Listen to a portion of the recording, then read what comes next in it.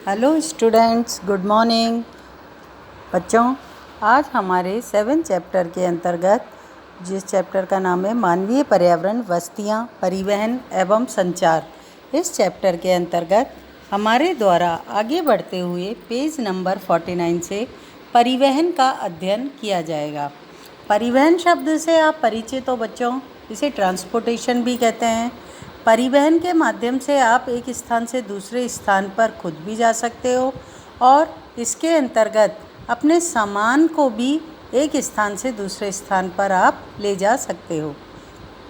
परिवहन के कई तरीके होते हैं। स्थल मार्ग की सहायता से परिवहन किया जाता है, जल मार्ग की सहायता से परिवहन किया जाता है और वायु मार्ग की सहायता से परिवहन किया जाता है। जब हम स्थल मार्ग के माध्यम से परिवहन करते हैं तो इसके अंतर्गत आपके सड़कें और रेल मार्ग आते हैं। सड़कें कच्ची सड़कें भी होती हैं, पक्की सड़कें भी होती हैं। छोटा व्हीकल भी चलता है, बड़ा व्हीकल भी इन पर चलता है। सड़कें ऐसी होती हैं जो हमारे घर से लेकर हमारा जो गंतव्य स्थल है, जहाँ पर हमें पहुँचना है, वहाँ तक के स्थल को हमसे जोड़ती हैं। मतलब घर से निकलते ही हम सड़कों का प्रयोग प्रारंभ कर देते हैं। रेल मार्ग जो होते हैं वो रेलें पटरियों की सहायता से चलती हैं। वो विशेष स्थानों पर बिछाई जाती हैं और अधिक लंबे सफ़र या फिर आपके है ना बहुत ज़्यादा लगेज से मतलब माल ढोना हो तो इसके लिए रेल मार्ग बहुत उचित रहता है या रेल परिवहन का अच्छा और सस्ता साधन होता है। फिर नेक्स्ट हमारे जल मार्ग भी बहुत अच्छा है। ये 2 प्रकार का होता है जल मार्ग, एक आंतरिक और दूसरा बाह्य या अंतर्राष्ट्रीय। आंतरिक जल मार्ग के अंतर्गत नदियों का देश में बहने वाली नदियों के माध्यम से एक स्थान से दूसरे स्थान पर परिवहन या ट्रांसपोर्टेशन किया जाता है, जबकि दूसरा जो है हमारे अंतर्राष्ट्रीय, उसके अंदर सागरों का प्रयोग होता है और बड़े बड़े जहाज़ों की सहायता से एक देश से दूसरे देश में परिवहन माल का और व्यक्तियों का किया जाता है। फिर हमारे वायु मार्ग हो गए। वायु मार्ग की सहायता से भी आजकल परिवहन बहुत आसानी से किया जाता है, समय की बहुत बचत हो गई है। तो ये सब जो चीज़ें हैं ये हम अपना अध्ययन प्रारंभ कर रहे हैं। सबसे पहले परिवहन के बारे में हम जानते हैं। परिवहन लोगों एवं सामान के आवागमन का साधन होता है। पुराने समय में अधिक दूरी की यात्रा करने में अत्यधिक समय लगता था। उस समय लोग पैदल चलते थे और अपने सामान को ढोने के लिए पशुओं का उपयोग करते थे। सही है बच्चों ये बात? पहिए की खोज से, ये शब्द नोट कर लेना, लाइन नोट कर लेना। पहिए की खोज से परिवहन आसान हो गया। समय के साथ परिवहन के विभिन्न साधनों का विकास होता गया, लेकिन आज भी लोग परिवहन के लिए पशुओं का ही उपयोग करते हैं। बच्चों, साथ में इसके एक चित्र बना हुआ है जिसमें बर्फ़ का मकान बना हुआ है। ये बर्फ़ से बने हुए आवास कहाँ पर पाए जाते हैं? ये ध्रुवीय क्षेत्रों में पाए जाते हैं बच्चों, जहाँ पर बर्फ़ बहुत अधिक होती है। एस्किमोज लोग इन मकानों में रहते हैं और इन मकानों को इग्लू के नाम से जाना जाता है। इन्हें कौन बनाता है? इन्हें वहाँ के रहने वाले स्थानीय लोग, जिन्हें हम एस्किमोज कहते हैं, बनाते हैं। और ये वे क्या कहलाते हैं? इनका नाम तो अपने लोगों का तो एस्किमोज बता ही दिया, और ये जो मकान होते हैं इनको क्या बोलते हैं? इग्लू कहते हैं। अब इसके बाद एक चित्र और बना हुआ है बच्चों, जिसके अंदर यातायात के साधन के रूप में घोड़ा गाड़ी का प्रयोग किया जा रहा है।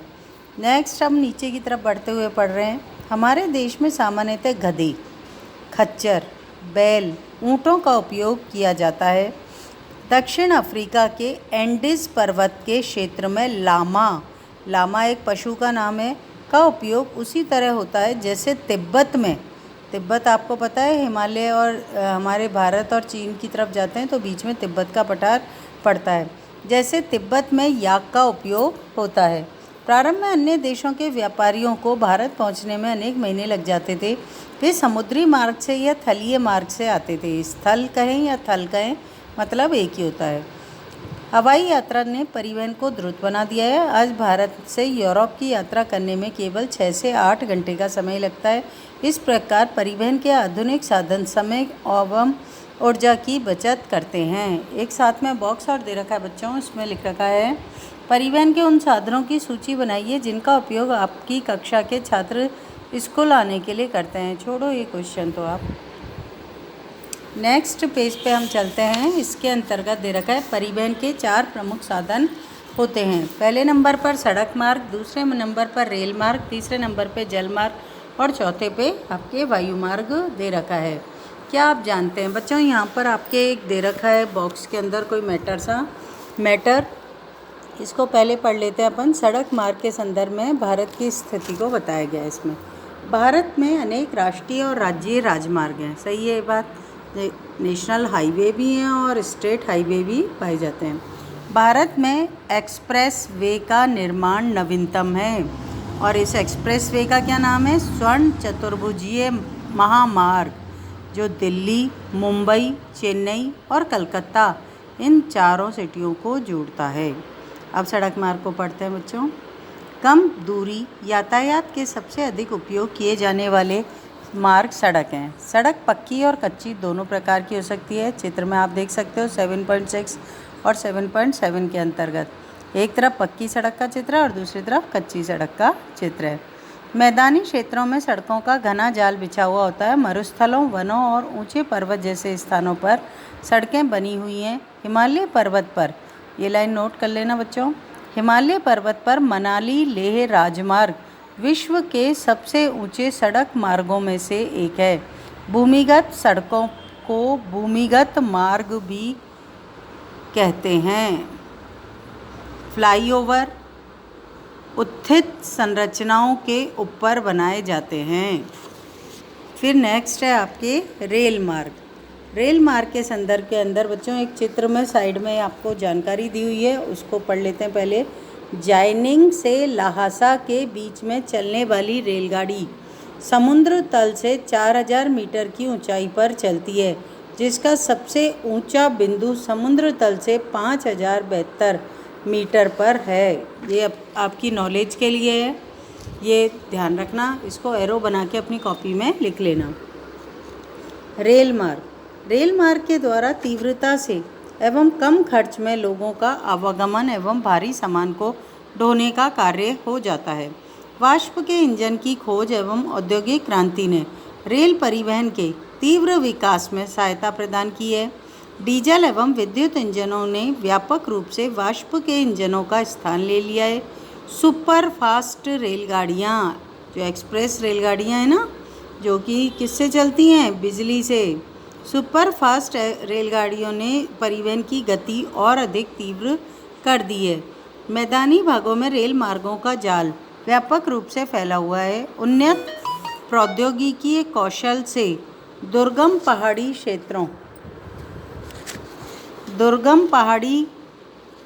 क्षेत्रों में भी रेल मार्ग बनाना संभव हो गया है, लेकिन इनकी संख्या काफ़ी कम है। भारतीय रेल मार्गों का जाल भली भांति विकसित है। यह एशिया में सबसे बड़ा है। अब बच्चों नेक्स्ट पेज पर हम चलते हैं। यहाँ पर एक चित्र बना हुआ है जहाँ पर ट्रांस साइबेरियन रेल मार्ग के बारे में बताया गया। ट्रांस साइबेरियन जो है ये आपके रशिया या रूस में पाया जाता है। ये क्या लिखा हुआ है, पढ़े अपन। ट्रांस साइबेरियन रेल मार्ग विश्व में सबसे लंबा रेल मार्ग है, जो पश्चिमी रूस में सेंट पीटर्सबर्ग से प्रशांत महासागरीय तट पर स्थित व्लादिवोस्टोक तक जाता है। ये नोट कर लेना बच्चों, ये लाइन। विश्व का सबसे लंबा रेल मार्ग ट्रांस साइबेरियन रेल मार्ग है। अब हम जल मार्ग के बारे में पढ़ते हैं। जल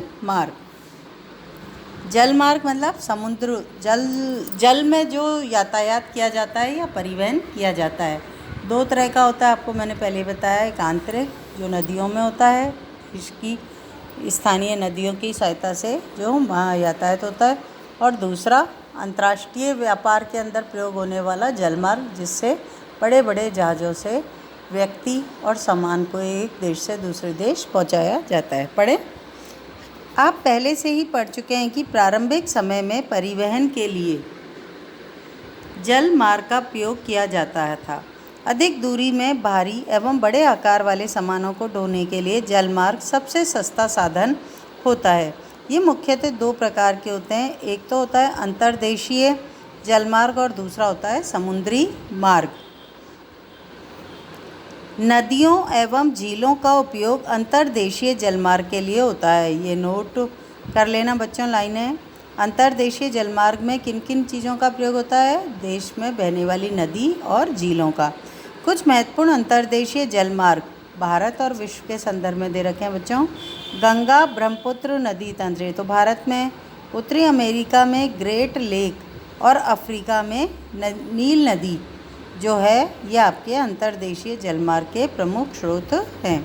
फिर समुद्री एवं महासागरीय मार्गों का उपयोग सामान्यतः व्यापारिक माल से मतलब लगेज जो होता है, सामान जो होता है, एवं सामान को एक देश से दूसरे देश में पहुंचाने के लिए करते हैं। ये मार्ग पत्तनों से जुड़े होते हैं। पत्तन बोलते हैं बच्चों बंदरगाह को, जहाँ पर जब बड़े बड़े जहाज़ उतरते हैं ना, और जहाँ पर रुकते हैं उसे हम पत्तन का नाम देते हैं। ये मार्ग पत्तनों से जुड़े होते हैं। विश्व के महत्वपूर्ण पत्तन हैं एशिया में सिंगापुर और मुंबई, उत्तरी अमेरिका में न्यूयॉर्क एवं लॉस एंजल्स, दक्षिण अमेरिका में रियो डी जेनेरियो, अफ्रीका में डरबन एवं केपटाउन और ऑस्ट्रेलिया में सिडनी, यूरोप में लंदन। क्या आप विश्व के कुछ और पत्तनों के नाम बता सकते हैं? आगे बढ़ते हैं बच्चों हम यहाँ पर। अब हमारा नेक्स्ट है वायु मार्ग। वायु मार्ग से मतलब आपका वायु के मार्ग से व्यक्ति और सामान का यातायात होना या आवागमन होना। 20वीं सदी में आरंभ में विकसित यह परिवहन का सबसे तीव्र मार्ग है। ईंधन की लागत अधिक होने के कारण ये सर्वाधिक महंगा भी साधन है। वायु यातायात खराब मौसम जैसे कोहरे और तूफान से कुप्रभावित होता है। ये चीज़ें इसको नुकसान पहुंचाती है। यह यातायात का अकेला साधन है जो सर्वाधिक दुर्गम और दुरूह स्थानों तक पहुंच सकता है, विशेष रूप से जहां सड़कें और रेल मार्ग नहीं होते हैं। हेलीकॉप्टर अगम्य स्थानों और संकटकालीन स्थितियों में लोगों को बचाने एवं भोजन, जल, कपड़े और दवाएं बांटने के लिए एक महत्वपूर्ण उपयोगी साधन है। कुछ महत्वपूर्ण हवाई पत्तनों में Delhi, Mumbai, New York, London, Paris, Frankfurt, Cairo आदि सम्मिलित हैं। फिर यहाँ पर देखो साइड में एक चित्र बना हुआ है हेलीकॉप्टर भी वायु मार्ग का एक बहुत अच्छा साधन है। फिर इसके बाद नेक्स्ट हमारा टॉपिक है संचार ट्रांसमिशन मतलब सूचनाएं एक स्थान से दूसरे स्थान पर पहुंचाना। इसके अंतर्गत बच्चों सूचना पढ़ें, स्टार्ट करें। संचार दूसरों के पास तक सूचना पहुंचाने की प्रक्रिया को संचार कहते हैं। चाहो तो आप परिभाषा नोट कर सकते हो। तकनीकी विकास के साथ साथ मानव ने संचार के नए नए तीव्र साधनों को विकसित कर लिया है। चित्र 7.10 देखो नीचे की तरफ आपके 7.10 कभी कबूतरों की सहायता से, फिर पोस्टमैन के द्वारा डाकघर, फिर अखबारों के माध्यम से, और वर्तमान में तो टीवी है, कंप्यूटर है, लैपटॉप है या फ़ोन है, मोबाइल है, सैटेलाइट है, इनकी सहायता से आपके पास सूचनाएं आसानी से पहुंच जाती हैं, है ना। अब आगे हम बढ़ रहे हैं। संचार के क्षेत्र में विकास से विश्व में सूचना क्रांति आई है। सूचना प्रदान करने के लिए, शिक्षा और मनोरंजन के लिए संचार के विभिन्न साधनों का उपयोग होता है। समाचार पत्रों, रेडियो, टेलीविज़न के द्वारा हम बड़ी संख्या में लोगों के साथ संचार कर सकते हैं, इसलिए इनको जनसंपर्क माध्यम भी कहते हैं। सैटेलाइट से संचार में तीव्रता आई है। तेल की खोज ने, वनों का सर्वेक्षण करने ने, भूमिगत जल, खनिज संपदा, मौसम पूर्वानुमान, आपदा पूर्व चेतावनी आदि में सैटेलाइट सहायक होते हैं। अब हम इंटरनेट के माध्यम से इलेक्ट्रॉनिक मेल या ईमेल भेज सकते हैं। आज सेल्यूलर फ़ोन के द्वारा बेतार टेलीफोनिक संचार अत्यधिक लोकप्रिय हो गया है। इंटरनेट के माध्यम से विश्व भर में केवल सूचना एवं परस्पर समीपताएं नहीं मिलती, अपितु इसने हमारा जीवन अधिक सुखमय भी बना दिया है। अब हम घर बैठे ही रेल, हवाई जहाज, सिनेमा, होटल के लिए टिकट आरक्षित करवा सकते हैं। संपूर्ण विश्व में इस प्रकार लोगों एवं सेवाओं तथा संस्थाओं के बीच तीव्र गति से आपसी संपर्क संभव होने के कारण आज हम एक बृहद विश्व समाज के रूप में विकसित हो रहे हैं। बच्चों, संचार के साधनों का कितना डेवलपमेंट हो गया है कि हम आज जब कोविड-19 का समय चल रहा है तो भी अपनी एजुकेशन घर बैठकर कंप्लीट कर पा रहे हैं। ये बेतार के तार के रूप में जो मोबाइल, इंटरनेट आपके द्वारा यूज़ किया जा रहा है, ये हमारे संचार के साधनों की तरक्की ही है, जिसने आज ये सब कार्य सुगमतापूर्वक संभव बना दिए हैं और हम आपस में संपर्क बनाए हुए हैं और हम अपने ज्ञान का विस्तार और प्रसार कर सकते हैं, पढ़ सकते हैं, समझ सकते हैं और कोई समस्या आने पर पूछ भी सकते हैं। आज के लिए बच्चों इतना ही। नेक्स्ट उसमें अपने क्वेश्चन आंसर करेंगे। Thank you.